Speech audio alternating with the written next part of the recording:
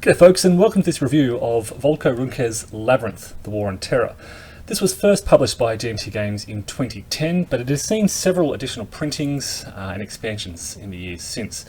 Now this is a revised version of a written review that I wrote several years ago, and I'm finally putting it to video. Labyrinth allows a player in solitaire mode, or the players in two-player mode, to basically replay or simulate or game the global war on terror. It's a card-driven game, the style Mark Herman really crafted in 1994 with We the People. But this game is most closely linked with Twilight Struggle, 1989, maybe even 1960, The Making of the President, three other card-driven games. But Labyrinth brings really a range of new innovations and considerations to the table to stand out a little from those three, and it brings a refreshing new edge to card-driven mechanics, as I'll talk about today. The game primarily focuses on the Middle East region. This is where most of the action takes place, but of course the map covers Africa, Europe, the USA, and Central to Southeast Asia, as you can see in the map. Now the enjoyment in this game, this card-driven game, comes from the tension between the USA and their allies and the opposing faction, we can call them, the jihadists, who are vying for political influence over the nations depicted on the map. At first glance, this looks a lot like Twilight Struggle, but in practice it really plays out quite differently. The struggle for influence over the nations is one of both alignment and governance. Alignment is similar to control in Twilight Struggle. The USA wants nations to be allied. The jihadists want nations to be an adversary of the USA. There's also this neutral mid-position. However, whilst this is an important part of gameplay, it's not the focus of your efforts as it is in Twilight Struggle. It's only one part of this broader process. Because in addition to alignment, nations also have a degree of governance quality, ranging from Islamist rule through to poor, fair, and up to good governance. Islamist rule favours the jihadist player, good governance favours the US player. Now, the nature of governance effectively reflects how easy or difficult it is for the players to work cooperatively with those nations. The US, for example, can easily work with good governed nations, but it's much harder for them to work with poorly governed nations. Conversely, the jihadists work well with Islamist rule nations, but it's difficult for them to operate with good governed nations. That's kind of the rules in a nutshell. Now, the various cubes on the map, these represent troops which the US can use to help conduct operations such as breaking up cells in addition to other activities, and there are black cylinders that represent terrorist cells which assist the jihadists in setting up plots and conducting jihad in addition to other activities. Now, the combination of this alignment and governance within an area affects a range of issues such as deploying troops, which is a US action, moving terrorist cells around, which is a jihadist action of course, and a range of others. But this is quite extensive. I won't go into the detail here. Suffice to say that much of the game revolves around trying to influence these two factors within various nations with the objective of securing and aligning the most resource-rich nations to your side. So, for example, Sudan and Somalia have a resource value of 1, while Iraq has a resource value of 3. So controlling Iraq is generally more valuable than Sudan and Somalia combined, but there are some exceptions to this, as there are different ways to win.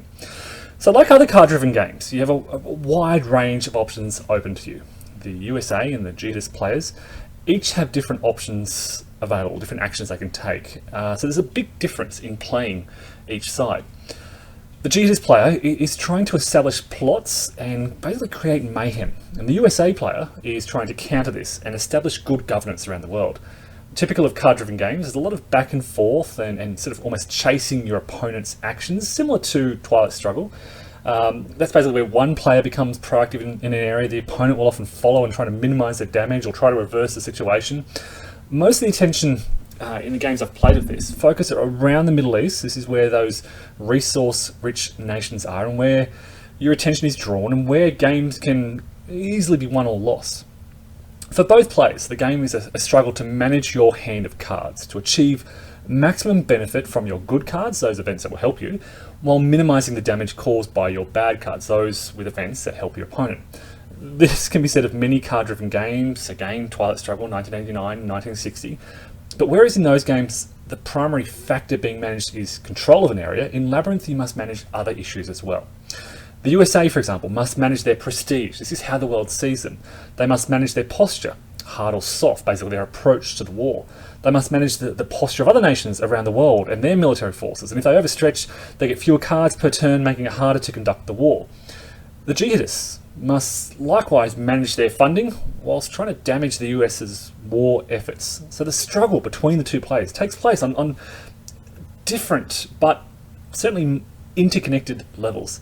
It sounds a bit complex as there are a lot of different factors that affect each other, but you get the hang of this quite easily, and gameplay proceeds quite smoothly once you get going. The other factor here is the dice rolling. There's a lot more dice rolling in Labyrinth compared to Twilight Struggle 1989, 1960. As a result, there's potentially more frustrations when you get bad rolls. As there are more dice, you may figure that the luck will even out across the course of the game, and certainly, randomness balances out.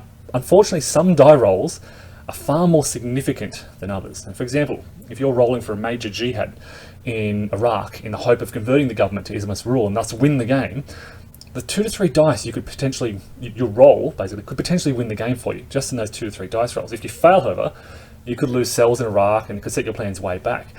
That factor, the critical rolling of key dice at critical moments, could be frustrating for some, and just kind of a warning, it may turn some people off the game. The main appeal is that typical card-driven game tension between the two players, the struggle to maximize damage against your opponent whilst minimizing the damage your opponent is trying to inflict on you, or inflicted by bad cards in your hand. There's a struggle over control of nations, like Twilight Struggle, but added to that, as I said, is the complexity of managing, maintaining prestige, funding, troops, cells, and a range of other factors and resources throughout the game. In this sense, these added elements add something extra to those who like Twilight Struggle or 1989 and 1960 without adding too much difficulty. It's not that much more complex. In terms of difficulty, I'd rate it roughly the same as, if not perhaps just a slight step above, 1989 and Twilight Struggle. It's certainly more difficult than 1960. It's not quite the same level of complexity or difficulty as other card-driven games like Hannibal, Rome vs. Carthage, Paths of Glory, or We the People. The extra factors or resources that you need to manage may kind of get in the way for those erring on the lighter side of Twilight Struggle. If you are any way troubled by the difficulty of Twilight Struggle, then you may want to avoid Labyrinth, because it's a step up from there. Nonetheless, it should appeal to many war gamers, particularly card-driven game fans. If you love Twilight Struggle, then you really should enjoy the mechanics and the gameplay of Labyrinth. It could even appeal to many Eurogamers, just as Twilight Struggle does.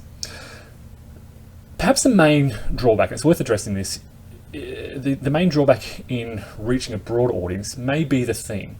It does feel very, can I say, evil or bad, moving these terrorist cells around and establishing plots in nations, and many people may be uncomfortable with that. As with most card-driven games, there are a range of options open to each player, and this is best covered by the rulebook. It provides about 1 to 2 pages on US actions and 1 to 2 pages detailing jihadist actions. Basically, you just leave the rulebook open and kind of explore these actions and work through them to understand what you can do. Once you've got a grasp of those actions, you're only briefly, occasionally referring back to the rulebook for reference. An interesting feature of Labyrinth is that the USA player and the GS player, as I said, have 2 completely different sets of actions to select from, which really creates very different gaming experiences based on what side you play. In terms of practicalities, it's a one mapper basically. The game is really well designed to facilitate different sort of gaming situations. You can play one of several different scenarios, starting at different stages of the global war on terror, and play for different lengths of time, basically 1, 2, or 3 runs through of the common deck. So if you want just a quick game, you can play with 1 run through of the deck of 120 cards. If you want the full detailed campaign, run through the deck 3 times, and that sort of dictates the length of play. There are fewer nations on the map compared to Twilight Struggle, but there are more tables, charts, and tracks to manage. So these all work together well to make playing the game and understanding the game and managing those resources and factors quite clear and easy. There is some game maintenance involved, slightly more than Twilight Struggle, but this may be part of the deeper theme appeal for some.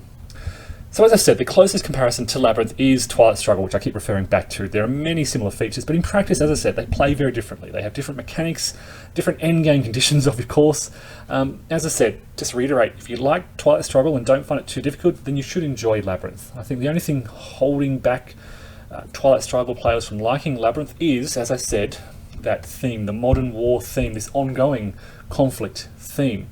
I don't expect the extra factors or resources to deter many, and indeed I think that those extra factors and the rules may even be a key lure in bringing Twilight Struggle players into this game in search of more detail. Card-driven game fans, if you like Paths of Glory, Barbarossa to Berlin and so forth, you consider this another quality game, another quality addition to that CDG collection. It is definitely worth getting and ranks in that sort of gameplay and tension quite close to Twilight Struggle. There are no scoring cards, as there are in Twilight Struggle, so the tension of not knowing if your opponent is about to play Asia scoring and score a heap of EPs is removed, but if anything, this might add to the game rather than remove anything for it. In short, as I said, the game quality is high, yeah, I'll leave it to you guys. Hopefully this has been informative. Thanks everyone for watching. This is Labyrinth, The War on Terror, published by GMT Games.